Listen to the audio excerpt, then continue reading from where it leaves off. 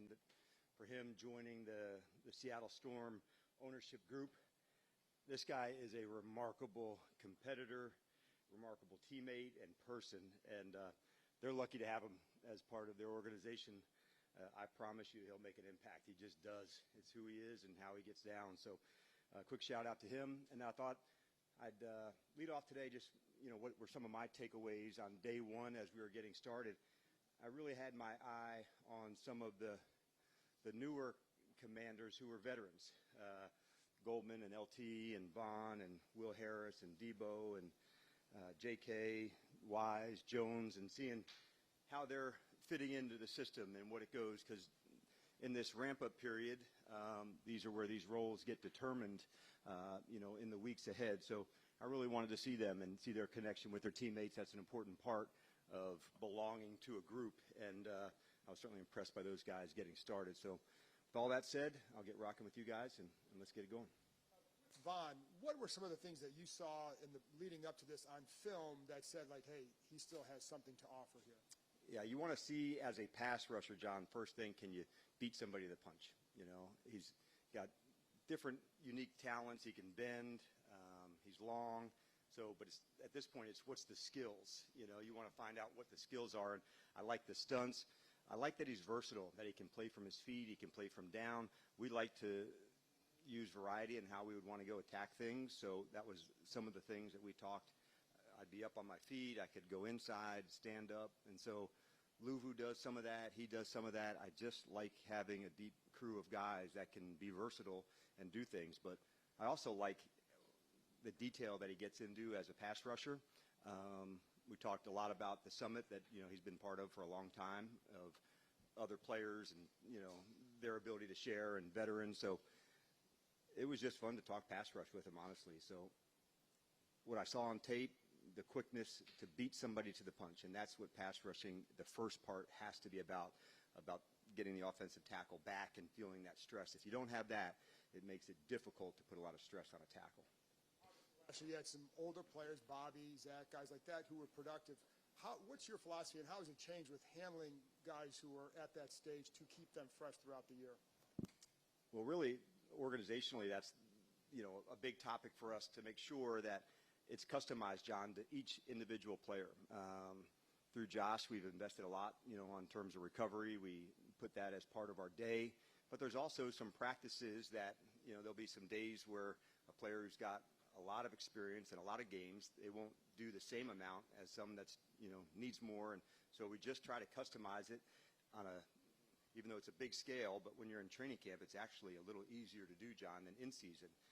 He can be out, we can work this day, and so we map out the calendar, Adam and I together, what days would make sense for somebody to back off, what days would make sense to push it, because you also need those days as well.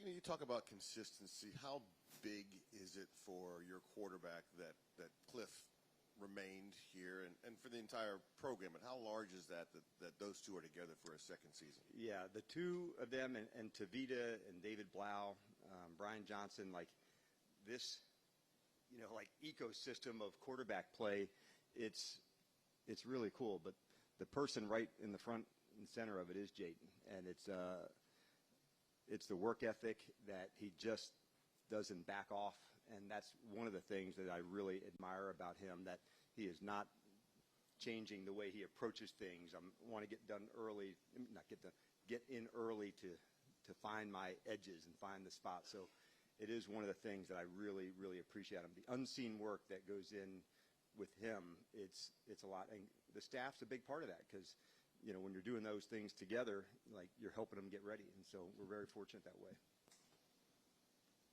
Hey, Dan, to stay on the Cliff topic, last year was about getting acclimated to each other, the defensive coach, the offensive coordinator, figuring out what makes sense, how to build this team. You did that. Now the next year, I was curious, what was your offseason approach like with Cliff?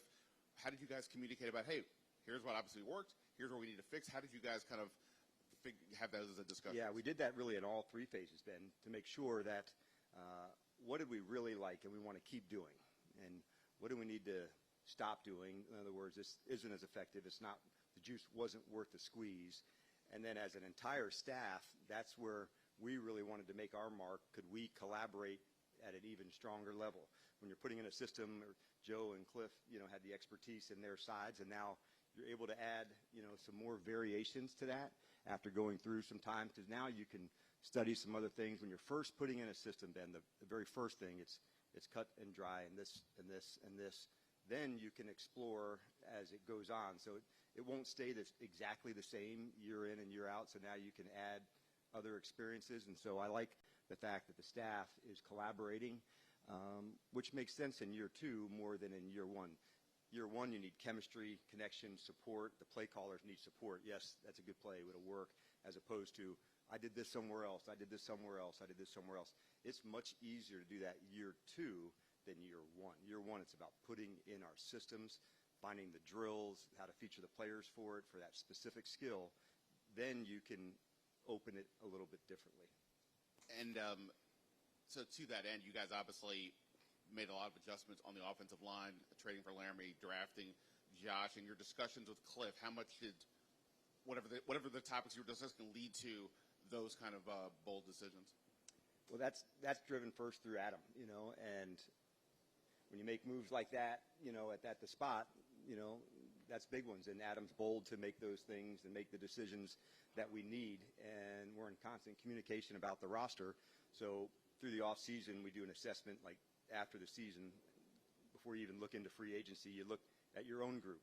And before the guys even left, we met with every player on the team that was a free agent, and who's back, and how do you start with that, and then you keep building, Ben. But we're fortunate from the coaching side that we're part of the discussions with Adam and his staff on the personnel about what's the best fit for our team. And I love that we scout and pick players for us, not for the NFL. What fits us? And there's a culture element to that as well.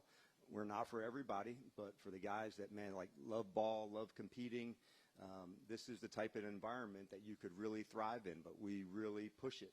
And that's not for everybody, but we like doing that, and that's why we work so hard on our skills, not just in training camp, but you see that in December and January. We're still working the skill work because I think that's the edge, and we like doing that. Going back to Vaughn and his first step, can you teach that, or is that either you have it or you don't? That's a you have it or you don't. And you can see it, Nikki, so it's not hard to evaluate somebody that's got the ability to really jump off the spot. Not unlike a boxer, where you have to beat somebody to the punch, and wide or some of the fighters had that quick jab that could just snap things as opposed to methodical and a little bit slower. So the initial quickness at that position is really needed. At end especially. At tackle, you can muscle some guys more, but usually when you're an edge player, you're giving up 70, 80 pounds. So it's not going to be I'm going to get stronger than this player. I've got to beat him to the punch, and then I can use my leverage and wrestle him. But you don't want to fight a fair fight, so you got to beat him to the spot. And from what you've seen, I know it's only been one day. Does he still have the bend he did maybe in his Yeah, prime? I saw that for sure on the tape from last year. And like I said, we're just getting started on the things that he can do. And that was one of the things he and I discussed together, as we're learning. What do you like? Which side? What techniques? What stunts? So I need to learn that, with him over the next month. Hey, Dan, good morning. Morning. From your experience, what is the difference between building a culture and sustaining a culture? Yeah. Building it, I would say, leads into sustaining. The culture is what you do on an everyday basis. Sometimes I think people can get environment and culture confused. Environment, like we're upbeat here, we do have a positive attitude. I look at things as the glass is half full, but the culture is the way that we practice, the way that we meet, the competitive nature. And so you have to sustain it. You have to recognize it when it's right and also when it's not. And I think that's one of the real things about sustaining is this is the standard. This is what we have. And so when we see it, I tell them and I show them, whether it's film or a conversation. When it's being met, I want that. I also want it when it's not being met, and not just turn a blind eye and hope that it'll get better the next day. So we have really high standards, but you do have to push them. So the fun part is building because it's new and you're trying things. There's some resistance early. Okay, I haven't done that before. But once you get to the spot, then it's like, this is how we do business together. And the sustaining is more about reinforcing and reminding. It's one thing to have it, but like if you don't reinforce it, you don't really have a standard or a culture, because it's just a sign on a wall or, you know, some bullshit that you say. If you don't live it, then you kind of just BSing yourself. A little smaller bore question.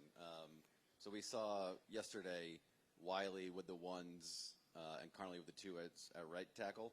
At this stage, what should or should we not read into that? Like, you know, I guess where's your mindset at with that position right now? We're going to compete for this for a while, so I wouldn't look into it, because you'll see on ones today that Connolly will be at right with the ones, and, you know, we'll mix it around some. So, and I wouldn't read into that in the same space. So it is cool to see, all right, here's going against Vaughn, and then the next time against DA. And so how do we work different guys and work them? And the training camp practices against other teams help as well. So that's why I'm looking forward to, you know, having the chance to go up, you know, with the Patriots and have the Ravens here. So in preseason games, so like there's a lot of exposures that can happen, and that's kind of how you get better. You know, you just got to go and fight for it. But it is a fun experience to go through. I was, you know, thinking about him yesterday. Like, he's probably watched a lot of Von Miller, but he's never blocked him, you know. And so, and blocking him in practice and the first day with no pads is well different than, you know, 3rd and 8 inside of 2 minutes with the game on the line. So lots to do, but I'm really encouraged by Josh's work ethic. Hey, Dave. Hey, Dan. When you guys did your look back on your team at the end of the season, how much of rebuilding the lines of scrimmage was simply a matter of we need to get different talents in here, and how much is it division-based? Like, we've got to figure out how to block Carter and Davis. We got to figure out how to block Dexter Lawrence. We got to figure out how to block Parsons on a regular basis. Yeah, fair question. It wasn't division-based, but maybe that's a byproduct of it, because we wanted to be a line of scrimmage team first, you know, and make sure at those spots, if you're strong there, we felt that, hey man, you got a chance to be in every fight. And obviously the year prior, you know, having the opportunity to draft, you know, Jaden that high, that was a big opportunity. So at that time, it was also, we you know, got Zach even before we had the quarterback. We knew that importance of the tight end and some other things that I thought Adam was thoughtful about. But going into the evaluation piece, we knew every position maybe we don't address, but how would we get what we want to get to? And there's also some players that we're excited to see develop. But the line of scrimmage on both sides, that was definitely a big emphasis for us, and so we're excited to see these guys develop together. And can I just follow up on Cosme, because I wasn't quite sure about Yes. what did you mean he could be available for week 1 to play, or that he could just be closer to playing during the regular season? So if he would come off PUP, then he could be eligible for that. But we won't know that for a few more weeks. If we wait till, you know, after and start the season, then you're automatically at 4. So we're not going to put any judgment or saying he's not going to be ready or is. We're just not sure yet, but he's hit a lot of the markers. And so he's close, you know, he's already doing drill work and things to go. But as far as acclimating into practice and team, we haven't got to that spot yet. So I'd say in another month we'll have a good sense of, like, okay, by mid-August or, you know, towards the end, where are we at? And then we can get a better sense. Is it 2-3 weeks? Is it 4 to 5 weeks? And until that timeline comes, we'll just, man, keep at the rehab and keep hitting it.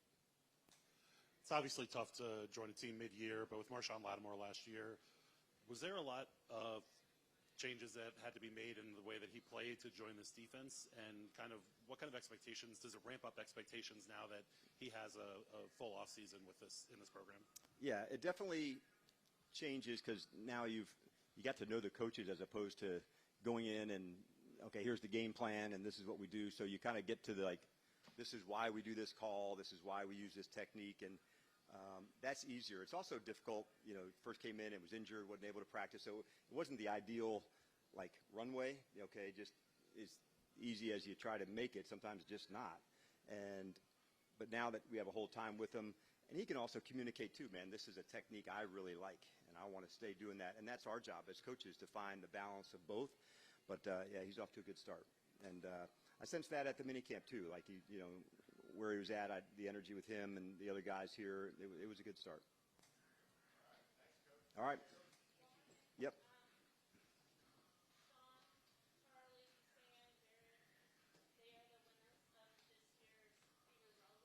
Yeah. We can do better than that. Yeah. There we go.